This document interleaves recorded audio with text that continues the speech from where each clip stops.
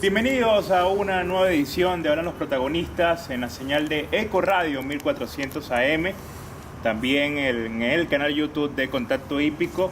Nos acompaña en esta oportunidad el destacado preparador Mario Morales, quien está de vuelta al barrio en Monterrico luego de 2 décadas alejado de este circuito que le permitió sonoros éxitos.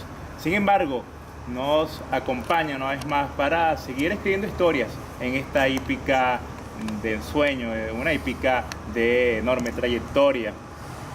Un recuento interesante, no solo de Monterrico. Recordemos que Mario Morales es de nacionalidad colombiana y tuvo su inicio en este país, precisamente en el hipódromo de los Andes, donde dio sus primeros pasos, por supuesto, acompañado con la diosa Fortuna, con ese éxito desde el primer momento. Gracias por permitirnos esta hora de conversación, de buen hipismo. De eso se trata, de contar historias, eso que atrae, apasiona a los aficionados.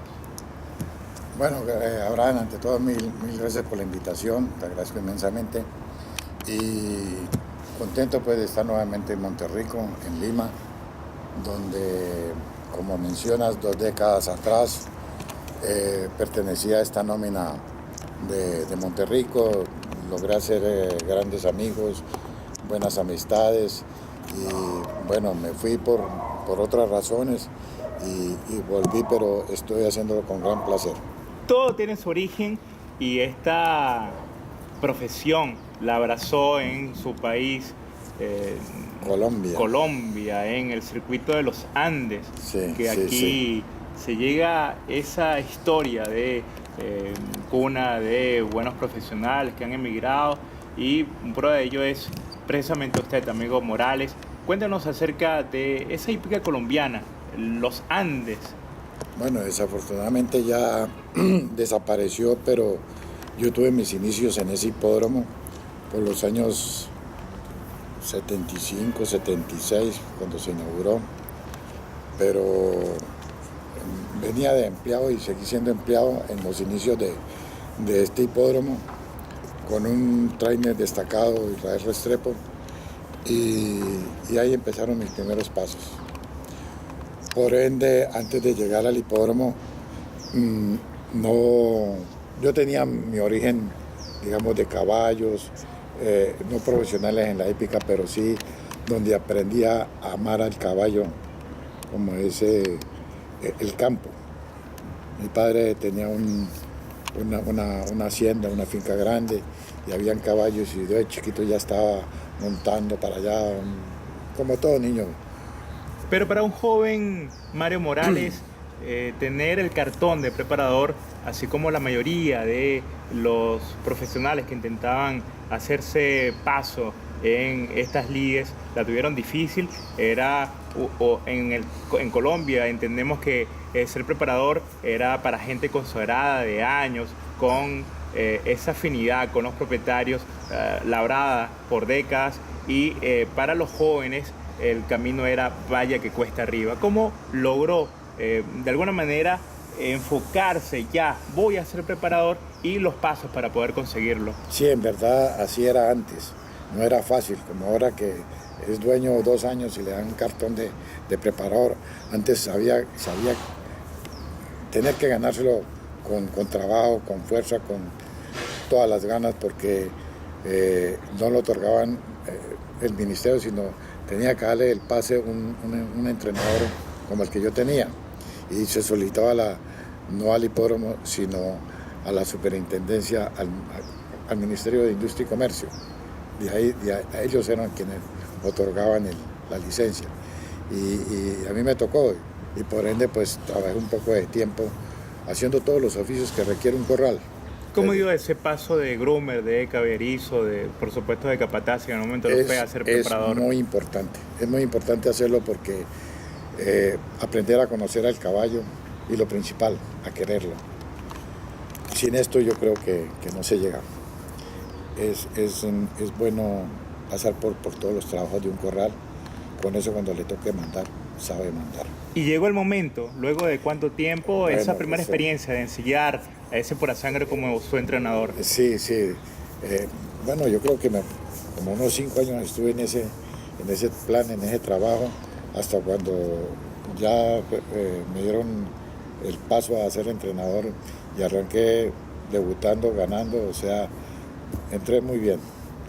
Y pues es bueno, ¿no? Porque ya empieza a hacerse conocer y además yo en ese tiempo fui el preparador más joven que haya empezado, porque siempre era ya de los maestros, de los veteranos, para ellos era el cupo. Uno como principiante se parecía que no tuviera éxito.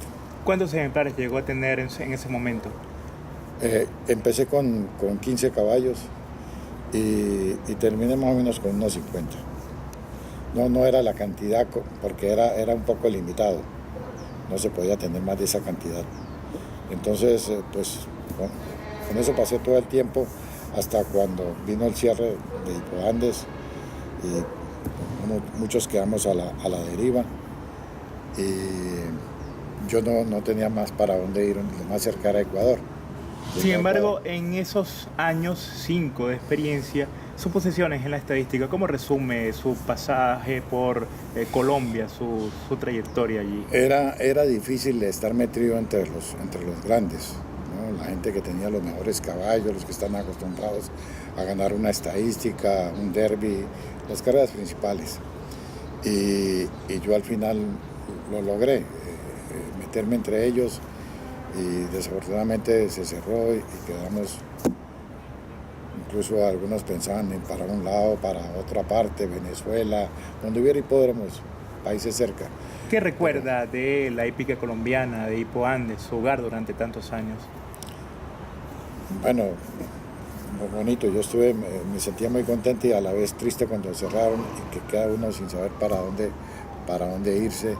Yo me quedé un tiempo ahí en el hipódromo porque no logré vender caballos, entonces tampoco los podía abandonar y hasta última hora estuve con ellos, hasta cuando vino una oferta de Ecuador, yo no conocía y bueno, tocó emigrar allá. Estamos hablando de finales de los 80, precisamente. No, el hipódromo se cerró por el año 87, a principios del 87, y yo a finales de ese año llegué a Guayaquil, Ecuador. ¿De la mano de quién? ¿Cómo fue ese tránsito? Una odisea completa. Camiones, llevar los caballos en camiones, una caravana de camiones desde Bogotá hasta la frontera con Ecuador. Descansar allí un par de días y otra vez viajar hasta Ecuador. O sea, todo se hizo en camión y eso fue bien, una aventura bien. Sin embargo, no hubo esa oferta, esa propuesta de entrenar, sino su misión era llevar esos caballos para ponerlos en venta. Así es.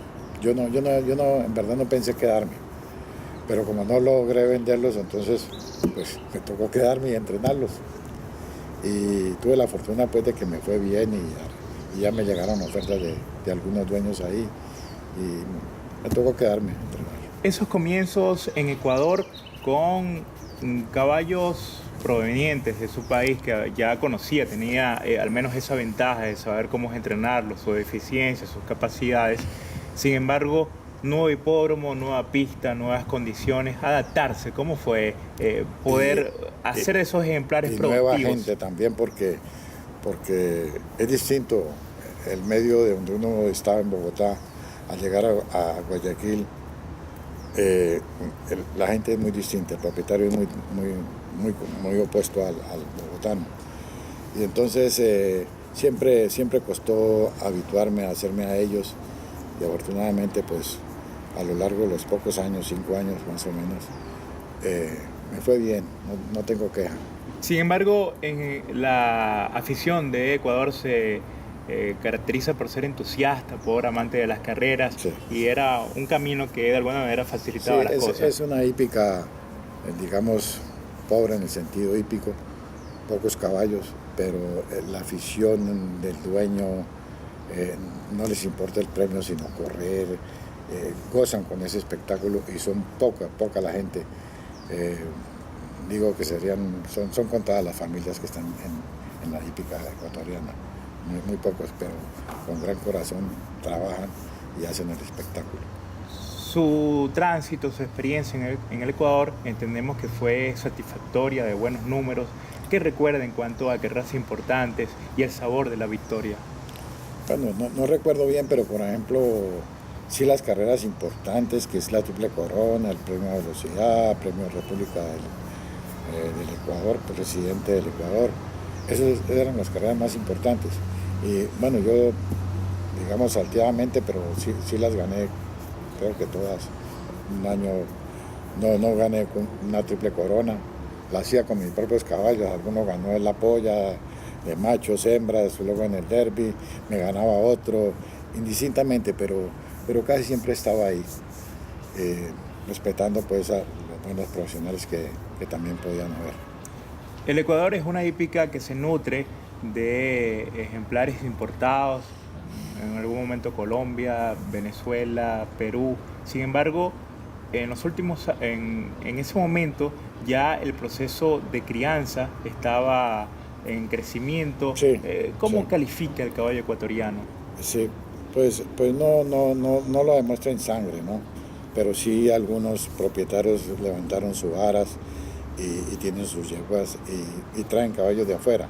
Digamos, está en alza ahora. Antes no se llevaban caballos por ir a correr las carreras grandes y podían importar del mismo Brasil, Argentina, Chile, ahí en ese pequeño núcleo. Venían caballos de Sudamérica buenos, todo por competir, por el entusiasmo, pero no en verdad decir una cantidad millonaria, ganar un derby, no, es toda esa afición. Sin embargo, el que emigra también busca consolidarse, de alguna manera tener un piso de estabilidad. En contraste, la hípica colombiana a lo que se consiguió en el Ecuador en cuanto precisamente a la economía, ¿cómo hace un profesional para poder sostenerse en el tiempo? Hay que hacer muchos esfuerzos, sacrificios, pero en verdad me sirvió para obtener el pase al Perú, porque ya con esa hípica no se puede progresar. Yo quería un hipódromo más grande y se me presentó la oportunidad por un dueño de vaya a intentarlo a Monterrico. Entonces, pues eso es lo que le agradezco a Ecuador, haber llegado allí porque no hubiera conocido quizá a esta persona o no sé qué hubiera pasado y él fue el que me hizo el paso para llegar acá. Antes de llegar al Perú, ¿qué referentes tenía de esta hípica? En verdad no la conocía. No, una vez quisieron un intercambio de la plata, la Copa de Andina, algo así, no recuerdo bien que fueron caballos de aquí a correr allá y posteriormente vinieron a un intercambio entre Colombia y Perú. Llevaron unos caballos a correr allá y lo mismo aquí.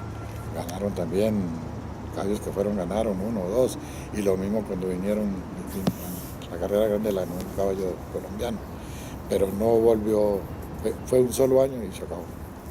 Mario Morales llega al Perú a comienzos de los 90, solo un nombre, pero prácticamente un desconocido. 95.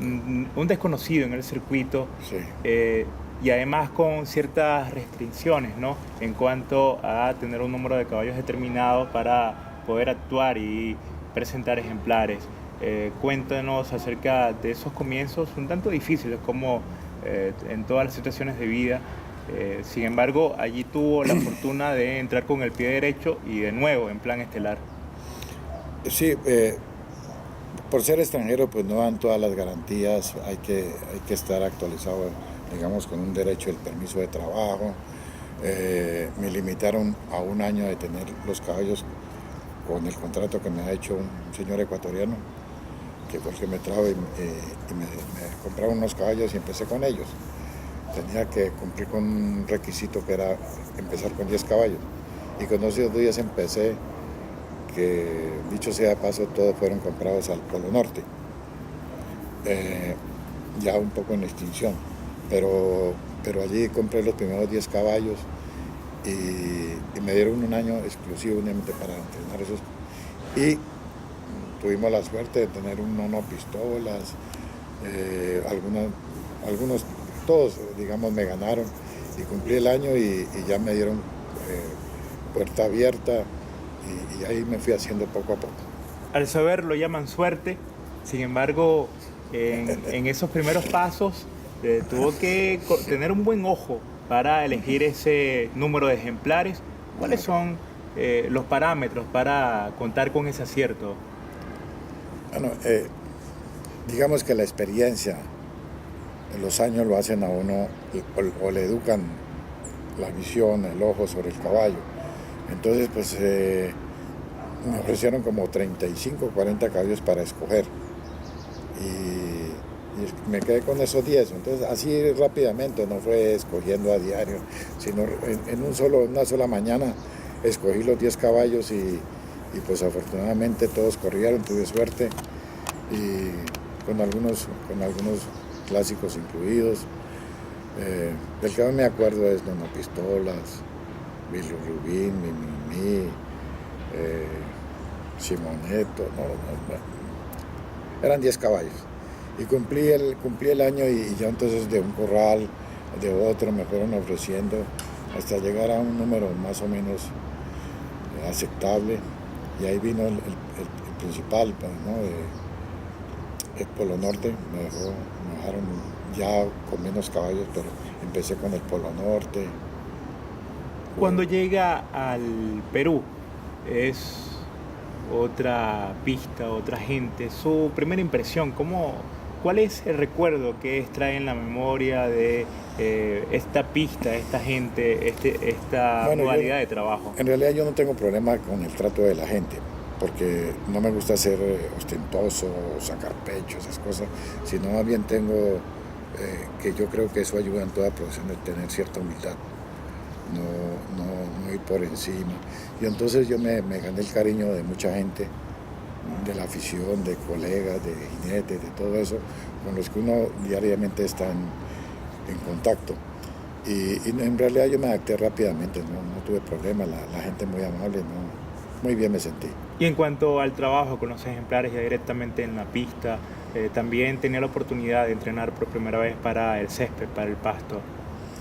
No, por ejemplo, hay algo simpático que me ocurrió, que nos parábamos en la tribunita que hay en la mañana para ver los trabajos y solíamos estar un grupo como decir Miguel Arteta, Camilo Traverso, que de paso fueron muy, muy buenos amigos míos. Y una ocasión yo todavía no corría y había una yegua, La Unión, unos del Polo Norte que los preparaba Miguel Arteta.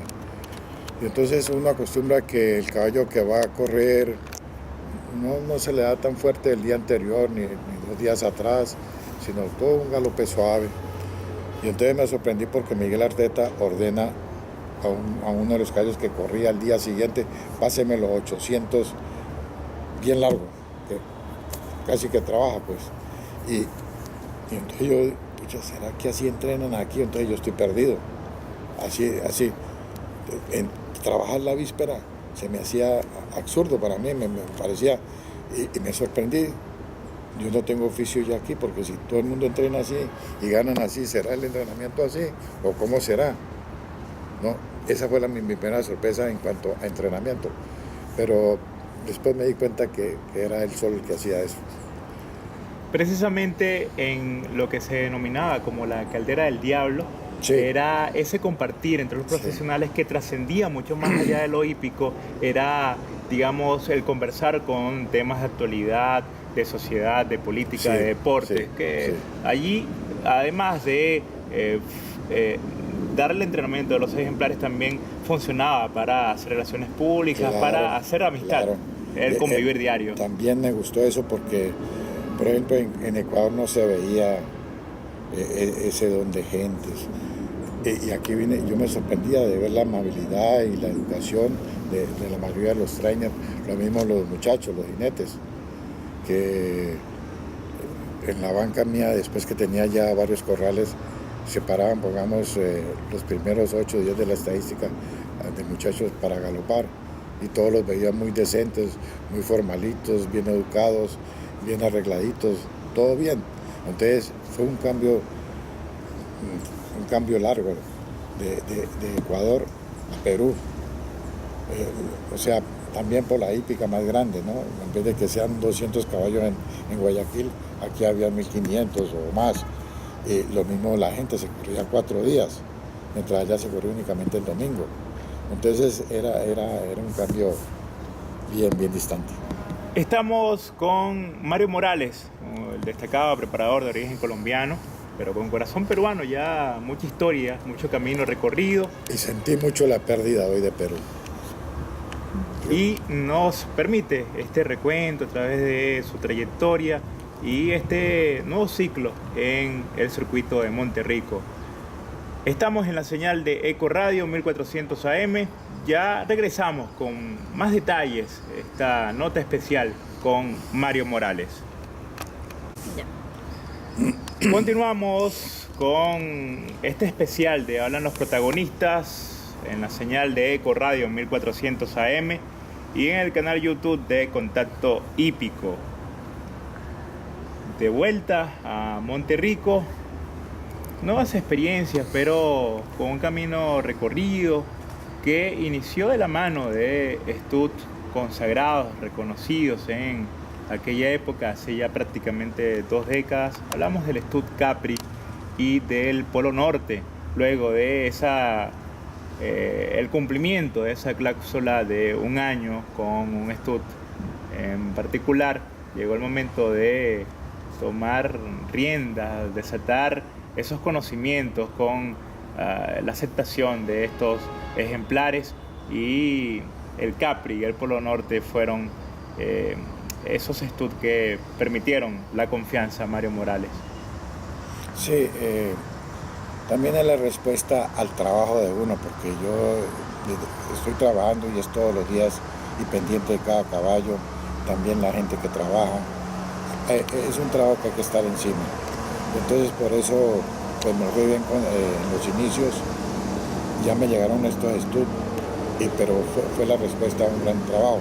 Cuando yo pensaba tener una yegua como Mahana X, se dio porque el Capri, don Jorge Nicolini, me llamó y gustosamente lo acepté, pero no sabía que venía esta crack ahí metida. Y entonces pues al trabajo también se añade la suerte. Aquella zaina que hizo historia en esta pista, Madame X, una yegua que fue capaz de ganar por 12 cuerpos en su debut, siempre demostró en su galope antes del debut que era una yegua con notable capacidad corredora. Sí, claro, se ve. Cuando se está trabajando, o sea, en este trabajo que es el potro, se va de menos a más, entonces se está viendo la evolución. Y la yegua está pasada a los tiempos como jugando, corría en el aire, así era su galope. Y le hice un primer trabajo y puchica, me sorprendió. Entonces a mismo Jorge le dije esta yegua, son palabras que él ahora se acuerda y que ha pasado tanto tiempo, y recientemente nos encontramos en uno de los remates y él me hizo acordar la frase que yo le dije. Quizás suene un poco vulgar, pero dije, don Jorge, esta yegua es una berraca. Y resultó así. Y él se acuerda siempre de esa frase que yo le dije, a lo muy colombiano, ¿no? Sin ofender, pero la palabra esa de esta yegua es una berraca. Por decir, va a ser campeona, va a ser buenísima. Y resultó. Y siguió escribiendo historia hasta llegar a La Polla y Galopazo en Tojo. Luego vino el Ayulo Pardo, en la cual perdió el invicto. ¿A qué atribuye esa derrota? Yo creo, repito sin ánimo de ofender, que el dueño a veces debe dejarlo trabajar a su voluntad, a lo que cree. Porque siempre se necesita un sexto sentido, cierta perspicacia para entrenar. Ganamos el apoyo y cuando fuimos a la siguiente, don Jorge me dijo, déjala descansar, que ganó muy bien, la otra carrera son los mismos y déjala descansar. Obvio, yo la dejo descansar, todos máximo 3 días, no más de ahí. No, déjala toda la semana. Entonces la yegua se me aplomó un poco y me quedaron 2 semanas para correr la de 2000, creo, la siguiente. Y nos pillaron al final. Entonces yo atribuyo que tal vez fue ese pequeño descanso que no, cuando debería antes, por aumento de distancia, alargarle también un poco el entrenamiento para poder llegar bien. Son cosas así tontas, pero parecen insignificantes, pero sí, en el entrenamiento, en el físico, es importante. Luego vino aquel memorable derbi nacional con ese notable corredor llamado Grozny, una carrera peleada de principio a fin, donde la yegua se dio terreno justo allí donde se define la victoria en el disco, en el rayado. Sí, no quiero demeritar el triunfo y la clase de Grozny, un gran caballo, buenísimo. Pero, digamos, es como se llama, aceptable o es permitido la guerra en una carrera, sin estorbo final, sino de ponerle a uno, como la yegua era puntera, me pusieron un caballo, luego el otro, y la yegua se mató con ese primero, lo dejó, luego un segundo, y al final aparece el que venía en coche, Grozny, y nos mató al final. Pero así son las carreras, es permitido el juego de equipo, y bueno, Talaverano hizo lo imposible, pero se perdió, pero con honor. Y el honor llegó en su máximo esplendor en aquel latino frente a la algarabía de la afición peruana, o una yegua que fue capaz de ganar esta carrera emblema del continente. Esa satisfacción y sobre todo llevarla en su punto ante un compromiso tan difícil, tan duro. Y corriendo contra el reloj, porque la yegua tuvo su problema, fue operada de rodilla después del derbi, se operó de rodilla y hubo que acelerar para poder llegar a ganarse, correr la eliminación, no sé qué si es el Clasificación, algo así, para clasificar para el latino. Y llegamos con las justas. Afortunadamente ganó, clasificó y nos fuimos para el latino. Estas carreras previas son tan duras que prácticamente sacó del camino a Grozny, no estuvo en esa clasificación. Eso habla un poco de los caballos definitivamente no son máquinas, dejan ciertas heridas y solo queda tener buena mano para darle ese aliento necesario y llegar con esa eficacia, con ese sabor. Sí, hay que aparte de la suerte y de tener un Dios que nos ayuda, tener la chispa para trabajar, para que el caballo llegue casi en el 100% de su capacidad. Eso es lo que se trata de lograr. Ya independiente de que sea ligero o sea fondo, pero el caballo debe estar cerca del 100%. Llegó esa carrera esperada, el latino, ese sabor de la victoria, esos minutos que precedieron a la victoria. ¿Cómo vivió ese momento? Yo creo que hay mucha emoción en el ser humano, pero yo creo que una carrera de esas le roba todo el sentimiento.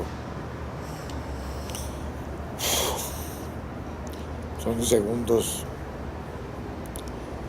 que yo creo que no se viven.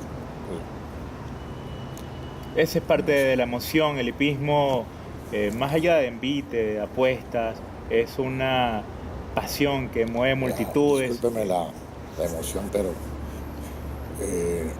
esa carrera me llenó tanto de emoción que repetirlo no me sale bien, pero son los segundos más emocionantes quizá de una carrera y quizás de nuestras vidas. Eso me ocurrió con la...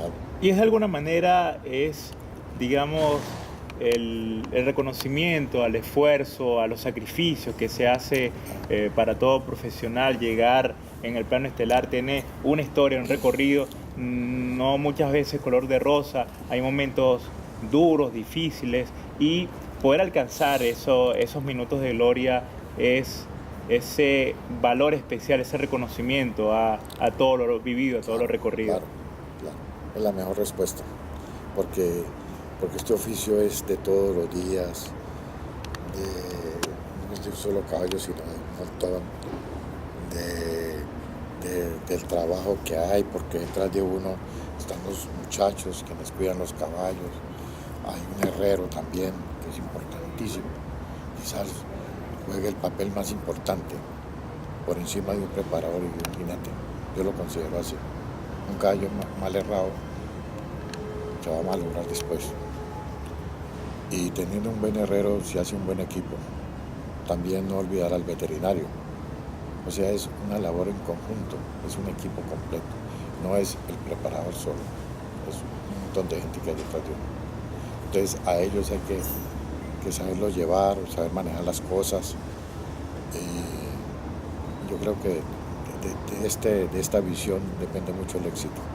Y hablando de saber llevar, usted es un hombre afortunado, pues le va muy bien con las yeguas. No solo es Madame X, aquella corredora del Polo Norte que se llevó los SAT, una carrera emblemática en la milla. Sí, Bonina, la yegua Bonina, muy buena yegua. Sí, pues en verdad sí me ha tocado Madame X creo que fue la primera yegua que ganó un latino, siempre ha sido de machos. Lo mismo la otra carrera también ha sido de machos y ganó Bonina. O sea, Bonina la encuentra en un lote reducido del Polo Norte, eran apenas 25 ejemplares y allí resultó esta valiosa corredora. Sí. No sé, pero me tocaron las yeguas y ganaron. Y alguien me decía como en chiste, me decía que yo tenía buena mano para las hembras. Yo le contesté, pregúntele a mi mujer. No, pero en verdad, de casualidad o no sé, pero me tocaron dos yeguas que por primera vez ganaron estos clásicos, Madame X y Bonina. Complejidades, contrastes, ganar un latino en este recorrido y el OSAT en una carrera sobre la milla, para muchos profesionales llevar un caballo con éxito a este recorrido es sumamente difícil. Sí, yo creo que es la carrera más difícil de entrenar. ¿En qué está la complejidad?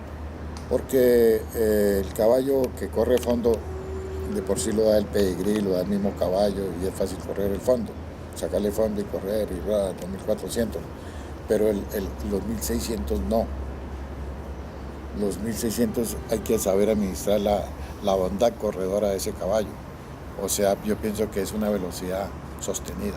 Entonces tiene que enseñar al caballo a tener esa velocidad que lo sostenga, porque no es velocidad, no es fondo. Entonces, yo creo más difícil alistar un caballo para la milla.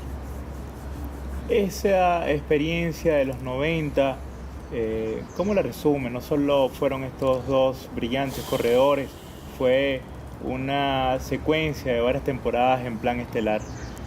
Sí, lo que pasa es que en este momento no me acuerdo que otros caballos ganaron algunos clásicos, pero sí, me fue bien, no me puedo quejar.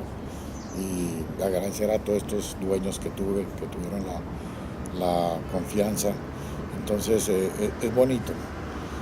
Y mi retiro, mi partida de aquí no fue sino tratar de buscar otro ambiente un poco más elevado. Precisamente a comienzos de los 2000, con una población, un número importante de ejemplares a su cargo que rondaba el centenar de caballos, decide probar suerte en los Estados Unidos. ¿Cómo llega este momento de cambio? Quizás la falta de que alguien le haga ver cómo se corre en Estados Unidos, el sistema es. Entonces a mí me un poquito rápidamente me adapté, pero y me daba cuenta de la diferencia de entrenamiento, de muchas cosas de esas, pero en verdad había que entrar como de otra forma. No directamente al hipódromo pensando que me ganaba 1, 2, 3 carreras y a la otra semana ya tenía un corral, algo, no. ¿De la mano de quién llega a Estados Unidos y en qué zona específicamente? No, solo ya por el camino, pues un amigo, otro amigo. Me encontré con un patrón que tuve también en Ecuador. Compramos unos caballitos, pero en verdad uno es difícil, el hispano que surja en Estados Unidos, no porque sea incapaz, sino porque el americano no cree en el hispano. Ellos lo creen a uno como si fuera un teón, un variador, un groom, pero no le ven a uno, no le sueltan un corral, porque es hispano y no sabe. Sin embargo, revisando sus números en Equibase, el comienzo fue auspicioso. Recordemos, las primeras temporadas llegó a presentar 64 ejemplares para 17 victorias. Es un número interesante que comienza a encender las alarmas en la mayoría de los casos y daba lugar a empezar a soñar, a empezar a aspirar buenas cosas. Sí, pero faltaron los dueños. Porque un dueño hispano que está acostumbrado a comprar un caballito por $5,000, $10,000, no va a arriesgar $50,000 en un caballo, mucho menos $100,000, como es costumbre allá en mucha gente. Esos grandes estudios, esos grandes corrales son caballos costosos, no uno, de $500,000, $500,000, $200,000, y son varios. Entonces tienen mucho más oportunidad de hacer un caballo bueno que uno que te compre uno de $10,000, de $5,000. Esa es la gran diferencia. Entonces uno para eso tenía que tener un propietario americano que se fijara o que alguna cosa y poder aportar ese tipo de caballos. Pero así medianamente pues tengo que uno surgir y contentarse con lo que tiene y tratar de hacer eso, sacar el mayor provecho, pero es difícil.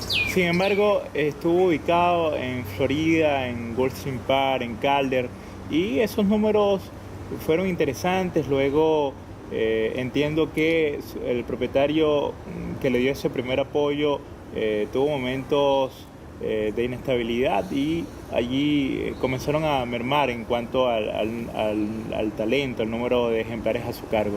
Sí. Porque hubo una debacle financiera, no recuerdo qué año, por allá por el 2008-2007, en que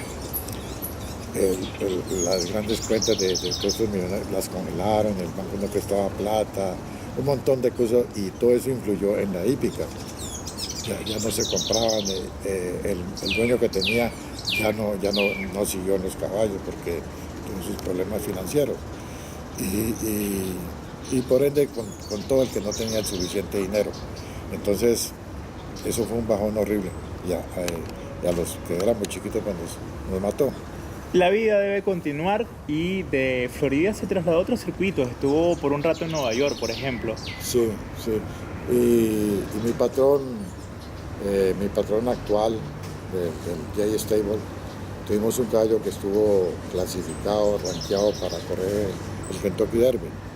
Y fuimos a correr a Saratoga, a Belmont, llegando tercero, cuarto, algo así en las dos carreras. Y posteriormente fuimos a correr la carrera de millón en Luisiana, en Delta Downs. Y el caballo llegó segundo en una carrera del millón. Y bueno, y seguíamos clasificando para el Kentucky Derby. Estamos hablando de Casi Guapo, sí. Aquel caballito, sí. Hablamos caballito en ese término porque fue una adquisición de apenas $4,700 que fue capaz de correr el Hopeful Stage en Saratoga y un clásico de $1 millón, el Jackpot en Delta Downs. En ambos arribó en el Placé, así que era una carta, un boleto barato para grandes cosas. Además de $4,700 que costó en el remate, no era un caballo grande, no era un caballo que impresionara por su físico, mediano, pero corría, lo teníamos. Y la suerte también del negocio de los caballos en Estados Unidos, costó $4,700, salió y ganó por 11 cuerpos el Made in Special.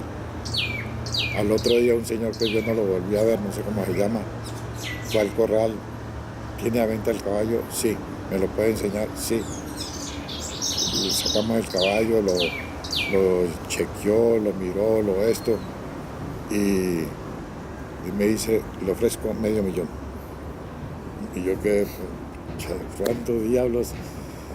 Entonces le dije, pues tengo que comentarle con el dueño que me dejó la tarjeta. Le dije, pero es que yo dándomelas como gran conocedor, le dije, pero es que medio millón es barato porque este caballo va para largo y se va a ganar la del millón y se va a ganar no sé qué, es barato. Entonces me dijo, bueno, sacó la tarjeta, me la dio y me dice, le dejo una oferta de 700, si lo decide, aquí está mi tarjeta. Y se fue. Entonces yo le dije a Jorgito, al dueño, mire, ofrecieron estos 700. Y él tenía un socio, el socio dice, no, si vamos a ganar el derby, el Kentucky, no sé qué, no, dejémoslo. Lo dejamos, corrió las carreras y después no dieron ni 5,000 soles. Terminó corriendo reclamos, claiming, Sí, ¿no? por allá, por 10,000 dólares. No, se acabó. Porque también no fue porque, también yo lo perdí. Porque alguien se metió, siempre hay los chismes, las cosas. Entonces el dueño se lo quiso llevar a un preparador de ojos conocidos y dejarme el resto. Entonces también yo tengo mi criterio y le dije, no, no es así. Si se lleva ese caballo, lléveselos todos. Y se los llevó todos. Y entonces ese fue el fin de Casi Guapo. Terminó para allá corriendo abajo. Quedó en nada en Nueva York, sin ningún tipo de material, y comenzó el trajinar. Tuvo experiencia con otros entrenadores. En alguna ocasión me narró un acercamiento con Rudy Rodríguez, el preparador mexicano, pero radicado hace muchos años en la Naira, con éxito, ganador de estadísticas. Sí, fue una anécdota ahí que suele suceder. Yo me quedé sin caballos y botado en Belmont, pues yo tenía que trabajar algo, entonces tenía que dejar la preparación, las ínfulas de preparador, y me le acerqué a algún entrenador si quería aceptarme como asistente, capataz, aquí en capataz, y no lo logré. Y entre esas preguntas, un día corrí un caballo de Rudy Rodríguez, que en ese tiempo era casi líder en Áquedo, aquí, tenía harto caballo. Y entonces me le acerqué y le pregunté, Rudy, ¿necesita alguna ayuda? Yo le puedo ayudar, cualquier puesto que me dé, de asisten, forman, cualquier cosa de esas. Yo no le dije, yo soy preparador, no, sino me lo ofrecí así nomás. Porque si se dice que soy preparador, entonces menos lo recibo. Entonces yo apenas le dije, ¿le puedo ayudar en algo que sea de este puesto, aquel? Y me dice, no, estoy lleno, Y él estaba observando su caballo que había corrido y había ganado. Entonces en el control veterinario de los que entran a ganar, yo entré ahí y le dije, pues me podía dar trabajo. Y hablamos ahí 2-3 minutos, no fue más. Después da la casualidad que tengo una potranquita en Belmont que me la dieron, entonces yo la manejaba solo. O sea, yo era el gurú, lo único que no hacía era galoparla. Y la listé y fui a correr la de perdedores a Áquedo. Ya estaba cerrado Belmont, pero yo estaba en Belmont y la fui a correr a Áquedo. Y corrí, y justo en la carrera esa, el favorito era uno de Rudy Rodríguez. Favorito perdido, 4 en 5. La mía estaba como 20 en 1. Y bueno, y la yoga mía se vino de un viaje y la otra le llegó ahí a un cuello, algo así, a Rudy Rodríguez. Entonces, cuando le gané, el de curioso, el nombre de Mario Molares no lo conocía nadie en Áquedo. Entonces se me acercó y me dice, me señala y me dice, tú fuiste el que se me ofreció digo, sí señor, el mismo. Me dio la mano, me felicitó, le agradecí y quedamos de amigos. Esos son los pasajes de la hípica.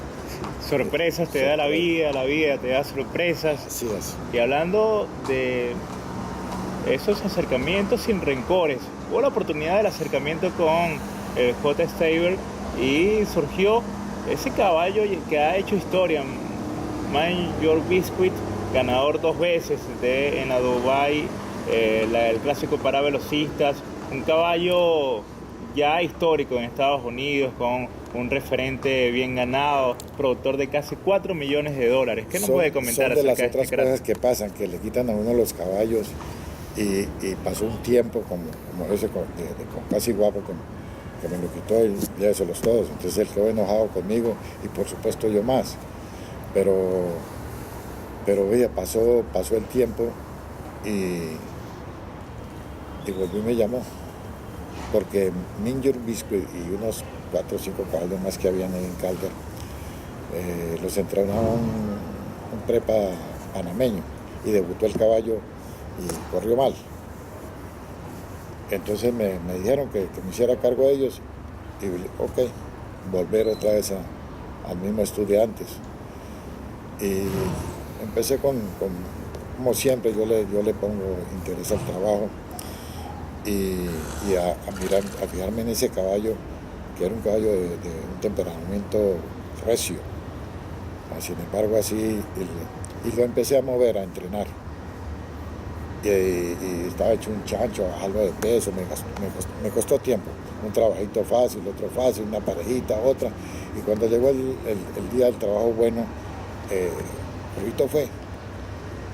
Y le voy a poner una pareja para que lo acompañe y para que, bueno. Y pusimos el caballo con pareja, una pareja por dentro y por fuera. Y quedamos asustados del tiempo que marcó, 847, que no era fácil en ese tiempo en Calder, que es una cancha un poco más pesada, y tira 47 fácil, relativamente fácil, agarrado, esperando al otro, y así pasó y marcó eso. También pasó lo mismo, le dije, este caballo va a ser campeón, no sé cómo, dónde, pero este caballo tiene clase. Bueno, yo lo seguí entrenando. Nos pasamos a Gostring, pero yo lejos, nunca miré su pedigrí, ni de dónde era, entonces el caballo era nacido en Nueva York. Entonces cuando ya estaba en Gostring, me dice, hay que mandarlo para Nueva York, que el caballo es de allá. Como un balde de agua fría, de ver que la clase de caballo que tenía, y me lo quitan, porque era Nueva York y no había nada que hacer ahí, pues tenía que correr el Maiden de Nueva York, más los demás beneficios que tiene por ser Break New York. Entonces, ahí quedé. Pero el caballo ya estaba listo para correr, el otro no hizo sino correrlo a las 2 o 3 semanas y galopó. Y así se empezó a escribir la historia, llegó segundo en su debut, luego curiosamente perdió un hipódromo humilde, Finger Lakes, en una copa sin grado, arribando en el segundo o tercer puesto, hasta que, como todo caballo en su evolución, a la tercera, cuarta presentación logró la victoria y un cambio de implementos con unas blinkers enseñó su potencial hasta el día de hoy, que es un caballo capaz de correr clásicos de $1 millón y ganarlos.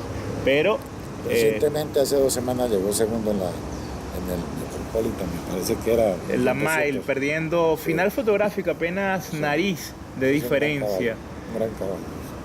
Ya vista esa experiencia en Estados Unidos, llegó el momento de retornar a lo que se puede catalogar como su segundo hogar, múltiples victorias, un recorrido ya que en el referente de la hípica peruana tiene un puesto, un lugar, un sitio. Esa experiencia vino de la mano casualmente con este propietario y otros que están sumados en el camino. Sí, uno está expuesto a eso, a tener diferentes dueños.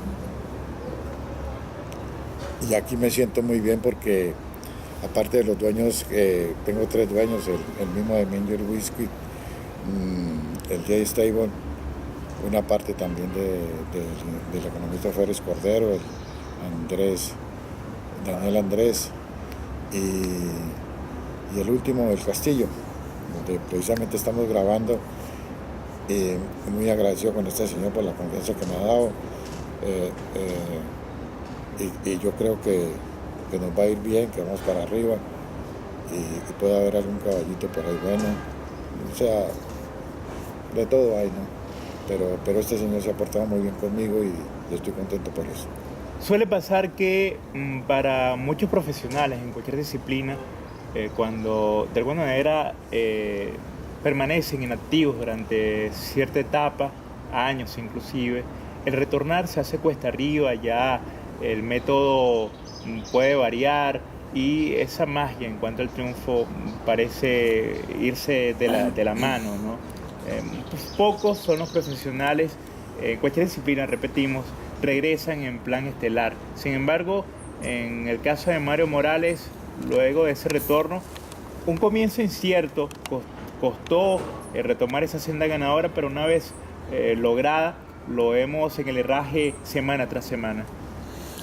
Sí, pues aquí vale mucho la experiencia, en verdad.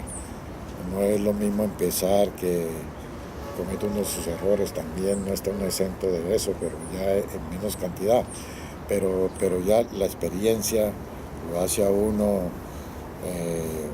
que trabaja uno con más tranquilidad, más confianza. No pone en duda muchas cosas, sino ya trabaja sin temor y a conciencia, viendo que así debe ser. Entonces, eso es importante, esa experiencia vale. De esos finales de los 90 a la actualidad, ese contraste entre el Monterrico de ayer y el presente, ¿qué nos puedes decir? Bueno, pues no es que haya cambiado mucho, solamente que se ha perdido terreno, cosas del hipódromo, pero eso, bueno, eso de allá los dueños, la directiva, toda esa cuestión, pero a mí sí me hace que todo es igual, los dueños el mismo entusiasmo, los creadores que gracias a ellos podemos correr y no decaen. Yo los considero bien valientes, bien que en una hípica difícil, sobre todo económicamente, puedan tener, son gastos altos, los de un aras, y traerlos y la cantidad de cosas para criar un caballo. Y sin ellos, pues no, es la materia prima del hipódromo, sin ellos, pues no habría hípica. Y la gente, como ellos, también los dueños, que no perciben, o sea, a veces no ganan y siguen ahí. Entonces ese valor que tiene la gente aquí hípica es de lujo, pues eso no se ve en todas partes. Hablando de materia prima, la crianza del ayer a lo que estamos observando en la actualidad, ¿cómo evalúa? ¿Se ha cambiado? ¿Ha evolucionado? ¿En qué nivel estamos? Obligadamente evolucionan porque han importado mucha yegua americana. He visto en los programas de yeguas madres que el primer producto sea traídas de Estados Unidos o bien de Chile o de Argentina, y eso es bonito porque va a mejorar la hípica. Son caballos de otra calidad, no por demeritar la cosa nacional, pero sí ayuda a unos cruces buenos, de mejores sangres, y por ende en años vamos a ver los resultados con mejores productos. Usted tiene un material variopinto, porque entre las piezas con las que cuenta, tiene caballos chilenos, norteamericanos y también peruanos. En la actualidad, ¿con cuántas piezas cuenta y las perspectivas de cara a esta temporada y lo que ha de venir? Bueno, pues no son muchos. Del economista Febres Cordero tiene algunos importados, pero únicamente ha corrido una, la yegua extraordinaria. Del J Stable todos son nacionales, y del Castillo pues sí, hay un par de chilenas buenas, también un potro que ya pronto irá a correr y vendrán más, o sea, sí hay como subir la calidad del caballo para poner los premios, es importante eso, y la confianza, pues no, trabajamos bien, es lo importante. ¿Cuáles son los nombres que debemos tomar en cuenta que sean estandartes a lo largo de la campaña de Mario Morales en la actualidad? No, pues que todavía no han salido, son potros, y a medida que salgan ahí se van dando cuenta. Esperemos que surja otra Madame X, otro ejemplar de este calibre. Ojalá. No solamente por su trayectoria, su currículum, sino en beneficio del espectáculo que tanto nos apasiona. Sí, van a haber cosas buenas. Y bueno, yo me alegro mucho porque no esperaba también este comienzo con un estudio acá, y que afortunadamente pues apareció don Freddy Chirinos, y las cosas han cambiado tanto para él como para mí. Estamos bien, y espero más adelante algo tiene que pasar bueno. Nos acompaña en estos minutos finales Mario Morales en una nueva entrega de Hablan los Protagonistas. Su despedida final, pues su despedida, sus palabras finales. Este es un programa, una vitrina para dar a conocer todos esos elementos que envuelve la hípica y por supuesto mostrar al espectáculo, este deporte, a ese público que desconoce la actividad y que estamos seguros que una vez visiten las instalaciones pues quedan definitivamente enamorados. Sí, agradecerte primero por la entrevista y también de paso agradecer a toda la gente que ha tenido que ver conmigo, pongamos directivos que me aceptaron mi licencia, me la dieron, me otorgaron este permiso. Además el trato que tengo con profesionales, preparadores, colegas, jinetes, todos los que tienen que ver con la hípica, con Monterrico y a la afición, a toda esta familia linda de la hípica, para todos un fuerte abrazo. Ha sido Mario Morales, gracias por esta sintonía prestada. La invitación es para la próxima semana en el mismo horario, por supuesto en la señal de Eco Radio 1400 AM. Buenas noches, señores.